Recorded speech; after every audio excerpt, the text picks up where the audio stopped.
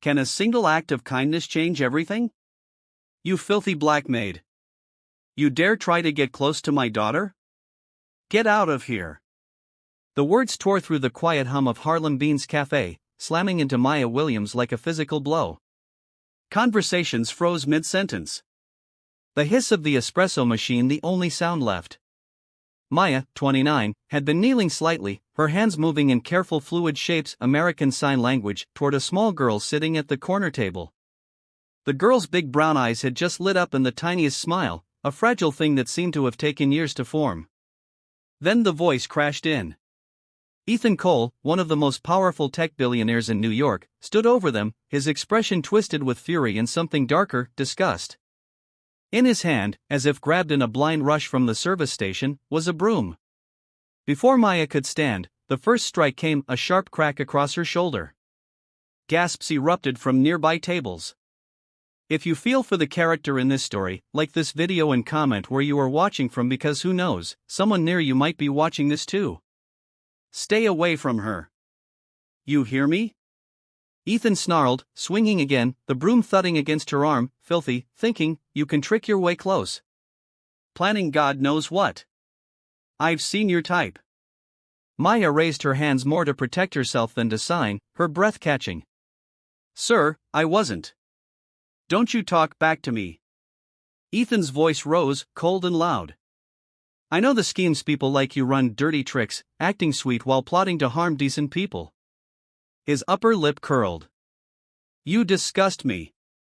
From 2 tables over, a middle-aged white man leaned toward his wife, speaking just loud enough for others to hear. That's the problem with them, always trying to cozy up to rich folks. Never know their place. His wife gave a tight approving nod.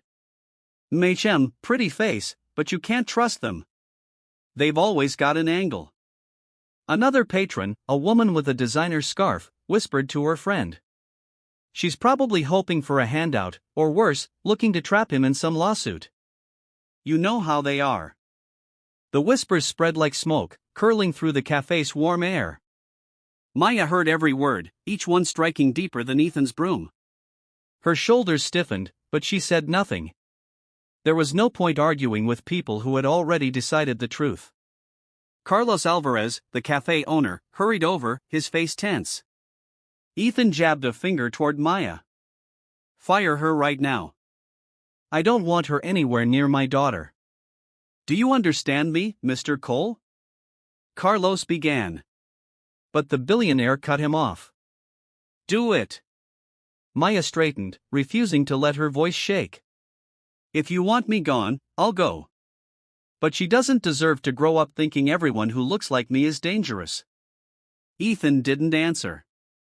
He turned back toward his daughter, Emily, 9 years old, small for her age, sitting frozen in the corner booth. Maya untied her apron, folding it neatly on the counter. Her hands moved to collect the last of the cups and plates from a nearby table. She could feel the stares on her back, the whispers still swirling.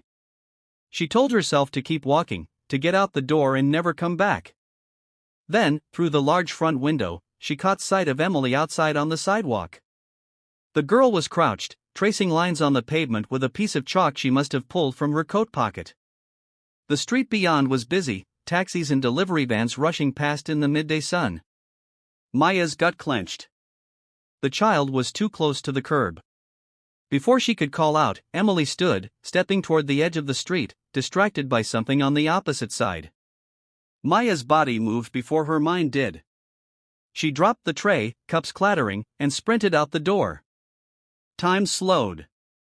A delivery van screeched around the corner, its brakes screaming against the wet asphalt.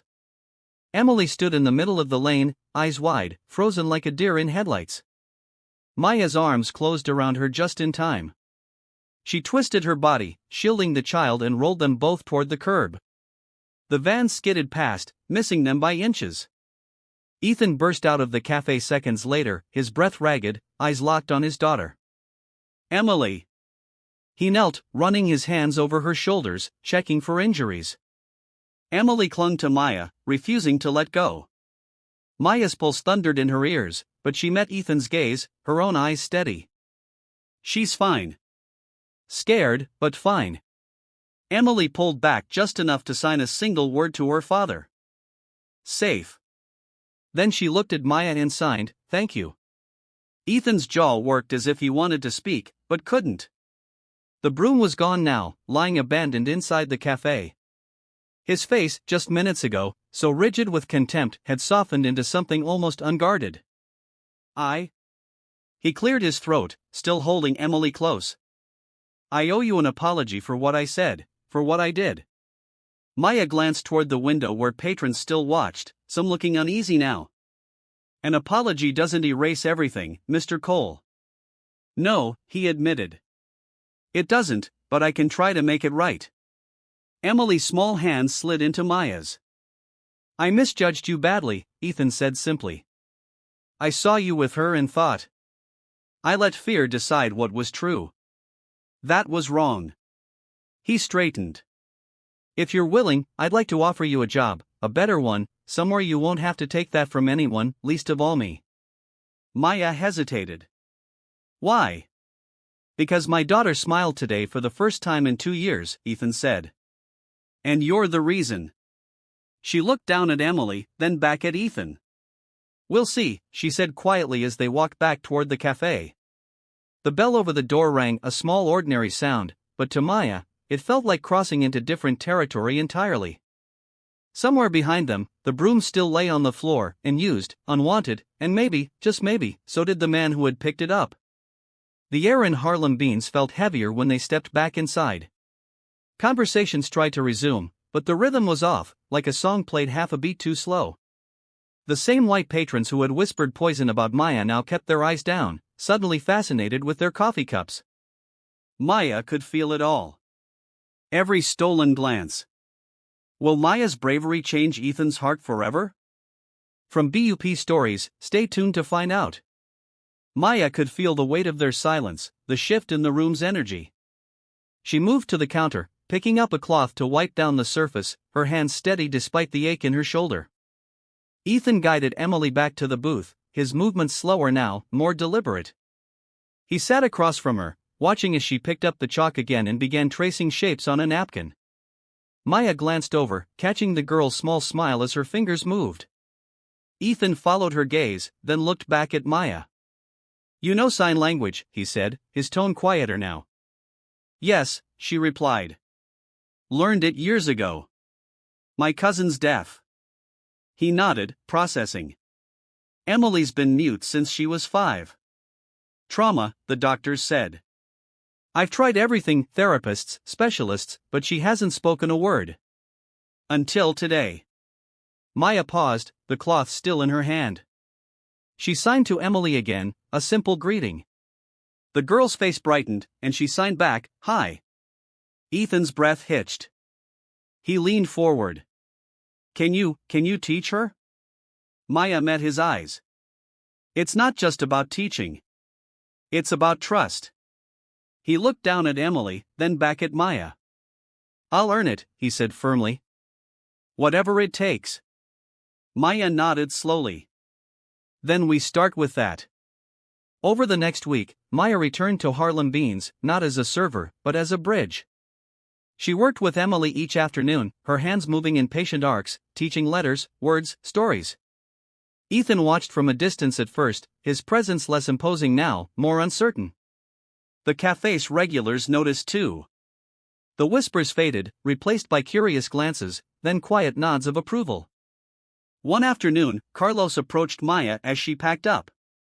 "You didn't have to come back," he said. "You could have walked away after what he did." She shrugged. "Someone had to show her she's not alone." Carlos smiled faintly. "You're a better person than me." "Maybe," she said. "Or maybe I just know what it's like to be unseen." That evening, Emily signed her first full sentence to Maya. "I like you." Maya smiled, signing back, "I like you too." Ethan, standing nearby, rubbed a hand over his face, his eyes glistening. "Thank you," he said, his voice rough. From BUP Stories, this is a moment that could redefine their futures, don't miss what's next. The days turned into weeks. Maya's role grew beyond language lessons. She became a steady presence for Emily, a confidant who understood the silence. Ethan, too, began to change. He donated funds to the cafe, expanded its staff, and even funded a sign language program for local kids. The man who once swung a broom now held doors open, his apologies woven into actions. One rainy afternoon, Emily tugged at Maya's sleeve, signing, "Stay with us." Maya looked at Ethan, who nodded. "If you'll have us," he said. Maya thought of the broom, the insults, the van. Then she thought of Emily's smile, her trust. "Okay," she said. "But we do this right." The cafe buzzed with new life, children signing, parents learning, a community healing. And Maya? She stood at the center, no longer just a waitress, but a catalyst for change.